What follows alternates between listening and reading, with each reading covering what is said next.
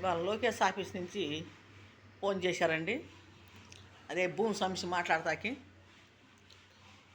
మరి ఫోన్ చేసి అడిగారు నన్ను, అమ్మ మీరు 10 నెలలో పెట్టున్నారు, అర్జీ పెట్టినారు, అర్జీ వచ్చిన్నది. మరి ఆ రోజు ఎంపీ గారు పిలిపించారు కదా ఎంఆర్ఓ దగ్గరికి, ఏం జరిగిందని చెప్పి అడిగారు. అమ్మ చెప్పా నేను, ఇలా పిలిపించి మమ్మల్ని వీడియోలు ఫోటోలు తీసుకున్నారండి, మమ్మల్ని బెదిరిస్తున్నారని చెప్పేసి మాట్లాడాను. ఆఫీస్ వాళ్ళు ఫోన్ చేశారు. మధ్యాహ్నం 3:30కో 2:30కో చేశారండి ఫోను. నేను ఫోన్ ఇంట్లో పెట్టి బయటికి కొట్టుకాడికి వెళ్ళాను. నేను వచ్చేసరికి నెంబర్ పడి ఉన్నది ఫోన్లో. మా పాపకు ఫోన్ చేస్తా కానీ ఫోన్ చూస్తే నెంబర్ ఉంది.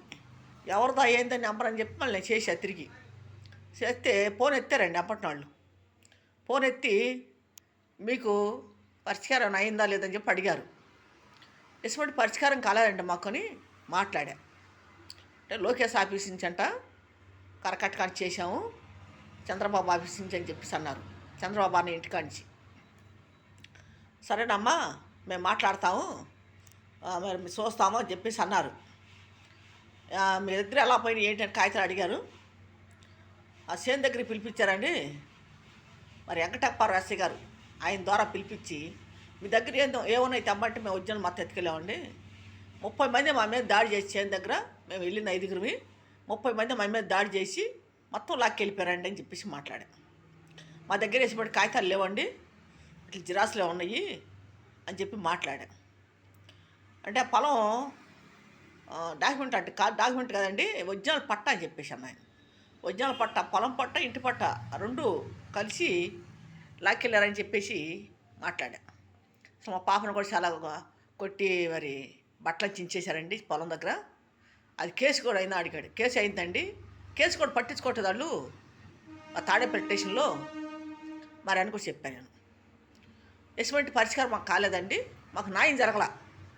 నేను లోకేష్ బాబుని కూడా అంతకుముందు కలిశానండి, నేను 4 సార్లు గెలవక ముందు. వాళ్ళు గెలిచాక కూడా నేను 2 సార్లు వెళ్ళి కలిశానండి ఆఫీస్లో అని చెప్పేసి అన్న. సరేనమ్మా మేము మాట్లాడతాం అని చెప్పేసి అన్నారు అని ఫోన్ చేశారు. అంటే వరుసనే చంద్రబాబు అన్న ఆఫీస్ నుంచి బైపాస్, పవన్ కళ్యాణ్ ఆఫీస్ నుంచి బైపాస్, లోకేష్ బాబు ఆఫీస్ నుంచి కరకట్ట, ఈ 3 సార్ల నుంచి నాకు ఫోన్లు వస్తున్నాయండి. ఈ 3 సార్ల నుంచి ఫోన్లు వస్తున్నాయి. తర్వాత ఎంఆర్ ఆఫీస్ వాళ్ళు చేస్తున్నారు, విఆర్ఓ చేస్తున్నాడు, వచ్చి నన్ను కొద్దిగా బెదిరించి వెళ్తున్నాడు. బెదిరించి నువ్వు సంతకాలు చేయి, నువ్వు వేలు ముద్ర చేయి, నీకు నీకు పేపర్ ఇస్తాము అని చెప్పేసి మాట్లాడుతున్నారు. నేను సంతకాలు చేయను, వేలు ముద్రని చేయను అని చెప్పేసి మాట్లాడా. మరి ఎంఆర్ కూడా బెదిరించాడు మమ్మల్ని. ఈ రకం జరుగుతుంది. మరి పై అధికారులు కూడా నాకు ఫోన్లు చేస్తున్నారు ఆఫీసుల నుంచి, మరి చేస్తున్నారు. అది భూమి సమస్య, అది 5 ఎకరాల 20 సెంట్ల భూమి, అది కబ్జా చేశారు. ఒక రౌడీజంగా గోండాయిజం జరిగింది. అది సీతనారులో మహానాడు మాకు వచ్చింది పొలం. మాకు మా ఇంట్లో ఇద్దరికి ఇచ్చారండి, మా నాన్నగారికి అన్నయ్య గారికి ఇచ్చారు. ఆ భూమిని నాన్నగారు అన్నయ్యకి చనిపోయాక మా అమ్మగారు పెద్ద వయసు ఆ పొలం పండించలేక అలా పెట్టుకొని ఉండిందండి. తర్వాత మా చిన్న అన్నయ్య చంపేశారు ఈ భూముల కోసం. తర్వాత అమ్మను కూడా మరి భూముల కోసం తిరుగుతుంటే అమ్మను కూడా కొట్టి మరి 4 సార్లు కొట్టారు. ఆమెను కూడా మరి 5-6 సార్లు ఆమెకి జరిగింది, చేతిలో దెబ్బలు తినింది. మరి 3 సార్లు 4 సార్లు మేము బాగు చేయించాము. ఆమెకి 4వ సారి గవర్నమెంట్ హాస్పిటల్ తీసుకెళ్ళి చనిపోయింది. ఇలా జరుగుతుందండి. ఆమె చనిపోయింది. ఆమె చనిపోయాక మేము తిరుగుతున్నాం పొలం కోసం. ఇప్పుడు మా మీద మా పిల్లల మీద దాడి చేస్తున్నారు కబ్జాదారులు. బాలసాని రాజేశ్వరరావు కుటుంబం, సముద్రాల చిరుబాబు కుటుంబం, ఆ 2 కుటుంబాలు ఏకమయ్యి మా పొలాన్ని ఆక్రమించి కబ్జా చేశారు. వాళ్ళు అక్కడ పదవిలో ఉన్నారు. వాళ్ళు అంతకుముందు వెళ్ళిపోయిన ముఖ్యమంత్రి పదవిలో ఉన్నారు. వాళ్ళు ఆ పదవిలో ఉన్నప్పుడు వీళ్ళు 2019లో 2వ నెలలో ఒక 81 సెంటు భూమిని ప్యాట్లు వేసి అమ్మేశారు. వాళ్ళు అంతకుముందు 4 ఎకరాల చిల్లర అమ్మేశారు. మొత్తం 5 ఎకరాల 28 సెంట్ల భూమి మాకు వచ్చింది. మా ఇంట్లో ఇద్దరికి వచ్చింది. అది ఆ భూమిని మా తల్లిదండ్రులు అమ్ముకోలా, మేము అమ్మలా, మా పిల్లలు అమ్మలా, మా పిల్లలు అమ్మలా. ఎవరు మేము అమ్ముకోవాలి. నీళ్ళు నీళ్ళు లేకుండా మాకు చేశారు వాళ్ళు కబ్జాదారులు.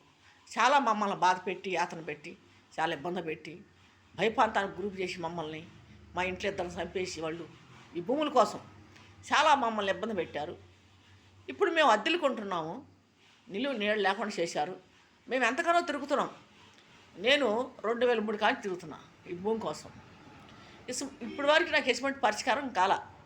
పోయిన అధికారులు ఎంఆర్ఓ వాళ్ళు సర్వే చేశారు, రికార్డులు తెచ్చారు, అడంగలు తెచ్చారు, పొలం దగ్గరికి కొలతలు వేశారు, మాదే భూ అని చెప్పి అన్నారు, ఇస్తామని దానికి సంబంధించిన కాగితాలు పట్ట పాస్బుక్ అడంగలు ఎన్ని ఇస్తాం మీకు అని చెప్పేసి మమ్మల్ని మోసం చేశారని. మోసం చేసి కబ్జాదారుల దగ్గర డబ్బు తీసుకొని వాళ్ళు వేరే సాటికి ట్రాన్స్ఫర్ అయిపోవటం ఇలా చేశారు. ఇప్పుడు వచ్చిన ఎంఆర్ఓలు కూడా అంటే ఇప్పుడు మరి ముఖ్యమంత్రి మారారు కదా, చంద్రబాబు అని ఇచ్చాడు. మరి ఇప్పుడు చంద్రబాబు అని ఇచ్చాక కూడా ఇప్పుడు వచ్చిన ఎంఆర్ఓలు కూడా బెదిరిస్తున్నారు నన్ను. ఇప్పుడు వచ్చిన ఈఆర్ఓ ఎంఆర్ఓ బెదిరిస్తున్నారు. ఇప్పుడు అధికారులు కూడా నాకు ఫోన్లు చేసి అధికార ఆఫీస్ నుంచి ఫోన్లు చేసి మాట్లాడుతున్నారు.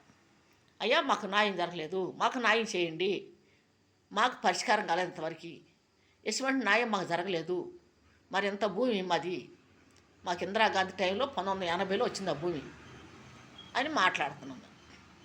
దానికి సంబంధించిన కాగితాలు ఏవి లేకుండా మా కాడ చేశారు.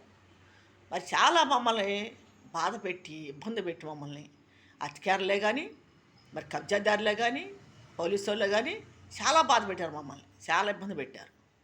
మరి నేను ఇప్పుడు కాయల వ్యాపారం చేస్తున్నాను. మరి కాయల వ్యాపారం కూడా 5 రోజులు ఆగిపోయాను. కొద్ది పరిస్థితి బాగా ఆగిపోయాను. కాయల వ్యాపారం కూడా చేయట్లేదు. నాకు టెన్షన్ ఒకటి పుట్టేస్తున్నారు వీళ్ళు పొద్దాకల కాయలు అమ్మే కట్టకటం. మరి కాయలు కూడా అమ్ముకోకుండా చేస్తున్నారు వీళ్ళు. ఈఆర్ఓ వాళ్ళు ఫోన్లు చేసి ఎప్పుడు పడితే అప్పుడు రావటం, ఇంటికాడికి రావటం, ఎంక్వైరీ చేయటం, నువ్వు ఎక్కడ ఉన్నావు చెప్పటం, ఇలా నన్ను టార్చర్ పెడుతున్నారు. చాలా ఇబ్బంది పడుతున్నాను నేను. దానివల్ల నేను 4 రోజులు కాయలు కూడా ఇవ్వకుండా ఆగిపోయాను. కొద్ది ఇంట్లో బాగలేదు నాకు. దానివల్ల ఇంట్లో ఉన్నా నేను.